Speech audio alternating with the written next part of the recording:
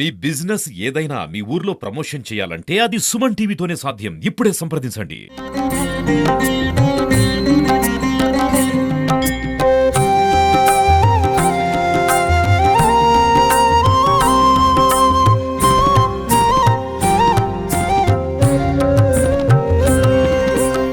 Hi hello నమస్తే, welcome to Suman TV. నేను మీ తిరుపతిరావు. ఈరోజు అయితే మనం కందుకూరు పట్టణంలోని కోవూరు రోడ్లో ఉన్నటువంటి సాయిబాబా టెంపుల్లో ఉన్నాం.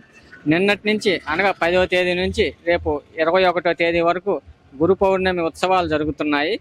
అసలు ఈ ఉత్సవాల యొక్క ప్రత్యేకత ఏంటి, ఎందుకు చేస్తున్నారు, జాయింట్ సెక్రటరీ గారిని పూజారి గారిని ఇక్కడికి వచ్చిన భక్తులను అడిగి తెలుసుకుందాం రండి.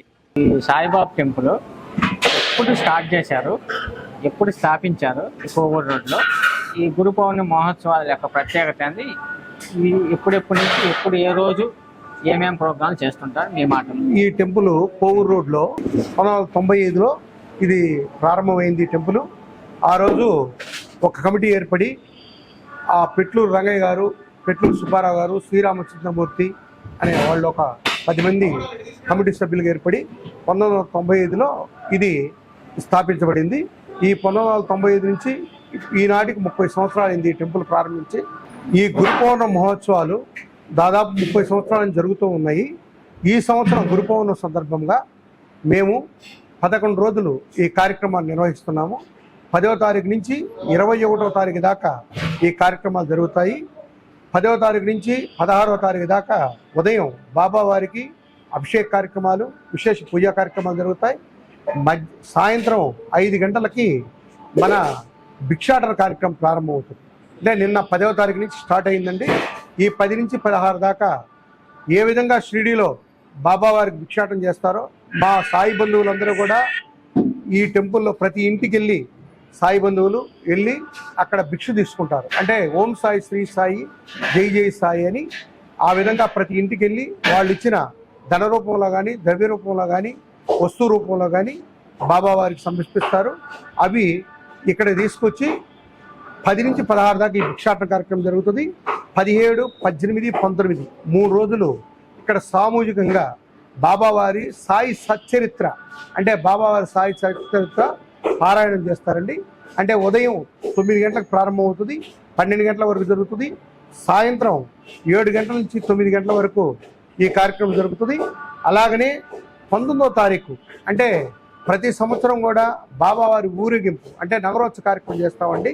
ఆ నగరోత్సవం 19వ తారీఖు శుక్రవారం సాయంత్రం 4 గంటలకి ప్రారంభమవుతుందండి. ఈ 4 గంటల నుంచి బాబావారు దుర్గమ్మ గుడి దగ్గర నుంచి పోస్ట్ ఆఫీస్ సెంటర్ మీదుగా, శివాలయం మీదుగా, పామూరు రోడ్డు మీదుగా వచ్చి మళ్ళీ బాబావారి మందిరానికి చేరుకుంటుంది ఈ ఊరేగింపు. 19వ తారీఖు నుంచి 19, 20, 21 ఇక్కడ 19వ తారీఖు సాయంత్రము శుక్రవారం రోజు హోమ కార్యక్రమాలు ప్రారంభమవుతాయి. గణపతి పూజ పుణ్యావచనంతో స్టార్ట్ అయ్యి బాబావారి హోమం కార్యక్రమాలన్నీ జరుగుతాయి. 21వ తారీఖు 12 గంటలకి పూర్ణాహుతితోటి ఈ హోమ కార్యక్రమాలు పూర్తవుతాయి. 21వ తారీఖు ఉదయం గురు పౌర్ణమి సందర్భంగా ఆదివారం ఉదయం 5 గంటల నుంచి 6 గంటల దాకా మహాన్యాస ఏకాదశి రుద్రాభిషేకం జరుగుతుందండి. అనంతరం స్వామివారికి పూలంగి సేవ, విశేష పూజా కార్యక్రమాలు, సర్వదర్శనం ప్రారంభమవుతుంది. 12 గంటలకు మహా అన్నదాన ప్రసాద కార్యక్రమం, అంటే అన్నదానం ప్రతి ఒక్క భక్తులు కూడా, అంటే 12 గంటల నుంచి మధ్యాహ్నం 3 గంటల వరకు వచ్చిన ప్రతి ఒక్క భక్తులు కూడా ఇక్కడ అన్నదాన కార్యక్రమం జరుగుతుంది. సుమారు 10,000 నుంచి 15,000 మంది దాకా ఈ అన్నదాన కార్యక్రమంలో పాల్గొంటారు. అలాగనే సాయంత్రం 6 గంటలకి హారతి కార్యక్రమం ఉంటుంది. 8 గంటలకి పల్లకి సేవ కార్యక్రమం జరుగుతుంది. 9 గంటలకి సేజారతి కార్యక్రమం జరుగుతుంది. ఈ 11 రోజులు ఈ కార్యక్రమాలన్నింటినీ కూడా భక్తుల సహాయ సహకారాలతోటి మా కమిటీ వారు సహాయ సహకారాలతోటి కార్యక్రమాలు నిర్వహిస్తామండి. ఈ ప్రతి సంవత్సరం మేము ఈ గుడి తరపున ఇక్కడ ప్రతి గురువారం అన్నదాన కార్యక్రమం జరుగుతుందండి. ప్రతి గురువారం కూడా మానసిక వికలాంగులకు, భిక్షువులకు, వచ్చిన భక్తులందరికీ కూడా భోజన సౌకర్యం ఏర్పాటు చేస్తున్నాం. ఇది గత 30 సంవత్సరాలుగా మా కమిటీ వారు, మా చైర్మన్ గారు, మా సెక్రటరీ గారు, జాయింట్ సెక్రటరీ గారు, ట్రెజరర్ గారు, వైస్ ప్రెసిడెంట్ గారు, మా కో సభ్యులు 11 మంది కూడా ఈ కార్యక్రమాన్ని నిర్విఘ్నంగా పూర్తి చేస్తూ వస్తున్నారు. ఇచ్చిన భక్తుల విరాళాలు కూడా మేము బ్యాంక్ రూపంలో స్వీకరించి బ్యాంక్ రూపంలో డిపాజిట్ రూపంలో చేసి వచ్చిన భక్తులకు కూడా సహాయ సహకారాలు అందిస్తున్నారండి. ప్రతి ఒక్క భక్తులు కూడా ఈ కార్యక్రమంలో పాల్గొని ఈ 11 రోజులు బాబావారి కృపకు పాత్రలు కావాల్సిందిగా కోరుతున్నాం. సాయిరాం, నమస్కారం.